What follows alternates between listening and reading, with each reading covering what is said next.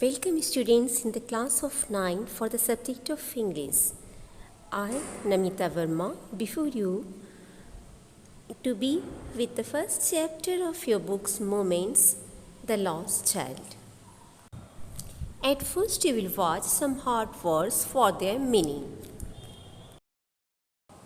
The first word is narrow, means संकुचित, brimming over, पूरी तरह से भरा हुआ. एलिस मीन्स संकरी गलियाँ. लिंगरिंग विलंबकारी. लोन मीन्स अकेला. एंड गेली मीन्स खुशी खुशी. नेक्स्ट इज एब्रिस्ट मीन्स साथ साथ. थ्रॉन्ग्स भीड़. कन्वर्जिंग मीन्स एक ही बिंदु पर, एक ही पॉइंट पर मिलती हुई, एक ही सेंटर पर मिलती हुई. फ्लश्ड फेस मीन्स तमतमाया हुआ चेहरा. स्वेइंग मीन्स इधर उधर. एंड रिट्रेटेड मीन्स दोहराया. Now you will watch something about the author. The author of the story is मुल्क Raj Anand. He was an Indian writer in English. He was the first Indian-based writer in English to gain an international readership. He had written a number of novels and short stories. He was born on 12 December 1905 and died on 28 September 2004. Awards which he had received were Sahitya Academy Award and Padma Bhushan. Now the story. This story is about a little boy who goes to a fair with his parents. But due to his over happiness and over excitement, he commits a mistake. What was the mistake? The mistake, he loses his parents in the fair. Now the question is, what had happened then, and what was the reason that he loses his parents in the fair? So let's come and read this story to know about the reality.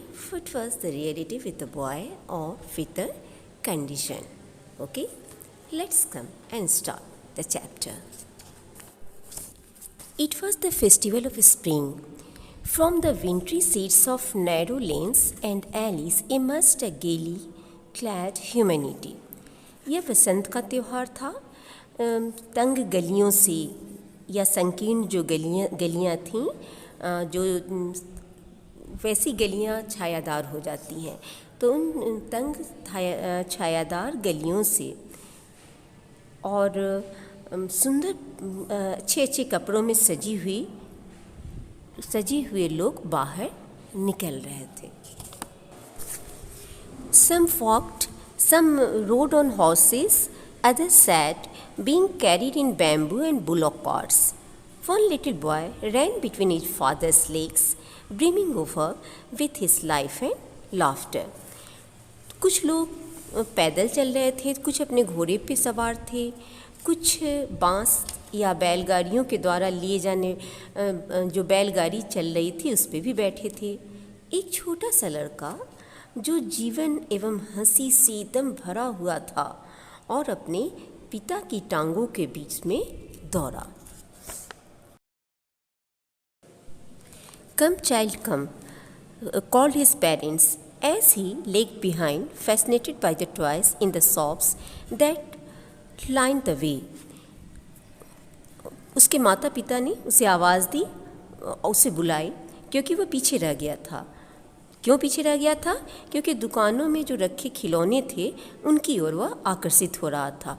कौन सी दुकान? मेले की दुकान नहीं, मेले के रास्ते में पड़ने वाली जो दुकानें थी. He hurried towards his parents, his feet obedient to their call, his eyes still lingering on the receding toys. वो तेज़ी से अपने माता पिता ने जो बुलाया तो तेज़ी से उनके आदेश का पालन किया, लेकिन फिर भी वो उसके पीछे जो खिलौने छूट गए थे दुकान में, उसकी आंखें जो है वो उधर ही आकर्षित थी, उधर ही देख रही थी। As he came to where they had stopped to wait for him, he could not suppress the desire of his heart, even though he well knew the old cold stare of refusal in their eyes.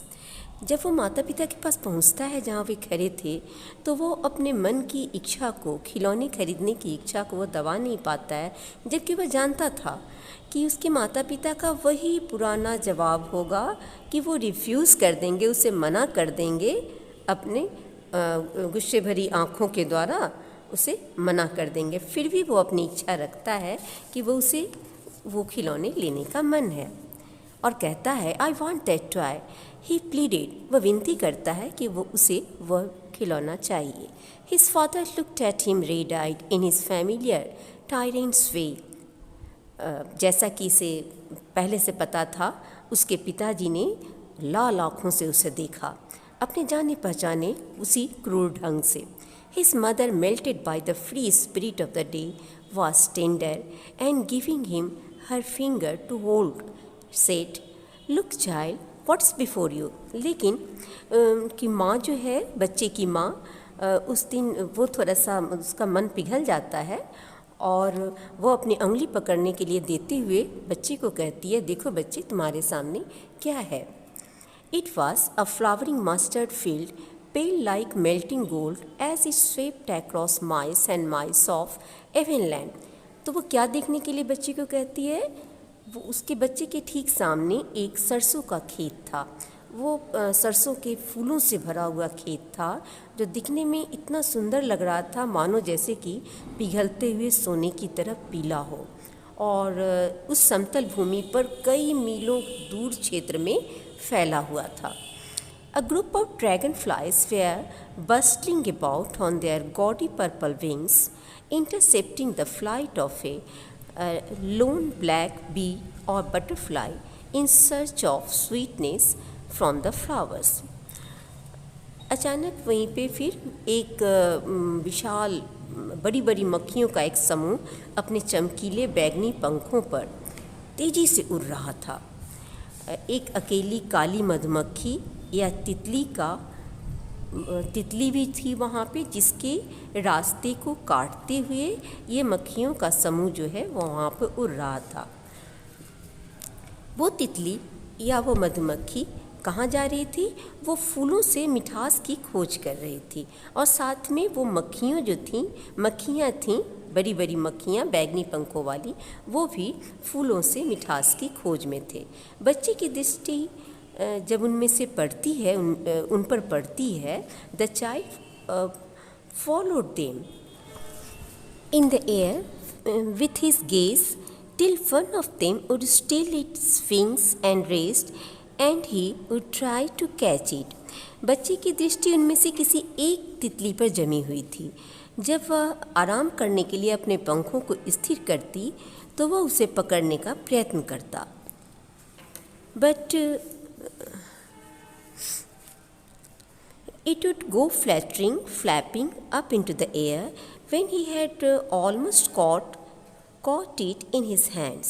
लेकिन जैसे ही वो एकदम से पकड़ने का प्रयास करता, तो वह तितली जो है, वो मक्खी जो है, वो अपने पंख को फड़फड़ाती हुई उड़ जाती। Then his mother gave a cautionary call, come child come on to the footpath। जब वह अपनी इस काम में व्यस्त था, तभी उसकी माँ उसे सचेत करते हुए पुकारती हैं, आओ बच्चे, इस रास्ते पे आओ। He ran towards his parents gaily and walked abreast of them for a while। वह अपने माता पिता की तरफ बहुत खुशी से भागा तथा थोड़ी देर तक उनके साथ साथ चला। Being however soon left behind, लेकिन शीघ्र ही वो पीछे रह गया। क्यों पीछे रह गया? Attracted by the little insects and worms along the footpath that were teeming out from their hiding places to enjoy the sunshine। क्योंकि वो फिर से कीड़े मकोड़ों की पंक्तियों को देखने में मस्त हो गया, क्योंकि वे जो कुछ कीड़े मकोड़े धूप सेकने के लिए अपने छुपने वाले स्थान यानी अपने बिलों से बाहर निकलकर वहाँ एकत्र हो रहे थे। कम child come, his parents called from the shade of a grove where they had seated themselves on the edge of a well. He ran towards them. अचानक फिर उसे अपने माता पिता की आवाज़ आती है कि वो उसे बुलाते हैं। वे लोग एक वृक्ष के छाया में एक कुएं के किनारे बैठे थे। वो दौड़कर उनकी ओर चला जाता है। A shower of young flowers fell upon the child as he entered the grove. वो घना छायादार पेड़ था। जैसे ही वो बच्चा उसके नीचे पेड़ के नीचे पहुंचता है वो फिर आनंदित हो जाता है। ऐसा क्या होता है तो उस पर कलियों की बौछार गिरी। And forgetting his parents, he began to gather the raining petals in his hands. और वह भूल गया कि वो अपने माता पिता के पास उसे आना है, जाकर बैठना है। वो उन्हें भूलकर उन गिरती हुई कलियों को, पेटल्स को अपने हाथों में एकत्र करने लगा। But lo, he heard the cooing of doves and ran towards his parents, shouting, "The dove, the dove!" The raining petals dropped from his forgotten hands. अभी वो पेटल्स को जमा कर ही रहा था, तभी उसे डव, एक पक्षी होता है, वो उसकी आवाज़ सुनाई दी। तो वह उसको हिंदी में फाख्ता कहते हैं। तो वह फाख्ता फाख्ता कहता हुआ अपने माता पिता की ओर दौड़ा। तब तक उसके हाथों में जो कुछ भी उसने पेटल्स जमा की थी, उस फूल की पत्तियाँ, कलियाँ, वो गिर गई। Come child, come, they called to the child, who had now gone running in wild capers round the banyan tree, and gathering him up, they took the narrow, winding footpath which led to the fair through the mustard field. फिर उसके बच्चे के माता पिता ने उसे बुलाया, और जो कि अब दौड़ते हुए जंगली बेलों में चला गया था, जो कि बरगद के पेड़ के चारों ओर फैला हुआ था। उसी जंगली बेलों के बीच वह बच्चा दौड़ता हुआ चला गया था। वे सरसों के खेतों में उसे साथ लेकर तिरछी, जो भी जो गांव में तुम देखोगे ना, तो ऐसे ही पगडंडी रास्ते मिलेंगे जो कि टेढ़े मेढ़े रहते हैं। तो उन पगडंडी पर उसके माता पिता उसे लेकर चले, जो रास्ता मेले और सरसों के खेतों को पार करते हुए जाती थी, मेले की ओर जाती थी। कैसे? सरसों के खेत को पार करते हुए। Okay students, I am going to make the end of today's class on this point. In our next class, we will try our best to complete this chapter. Now, you have to learn all the word meanings which I have given you in the beginning of this class, along with some informations about the author. Okay, thanks.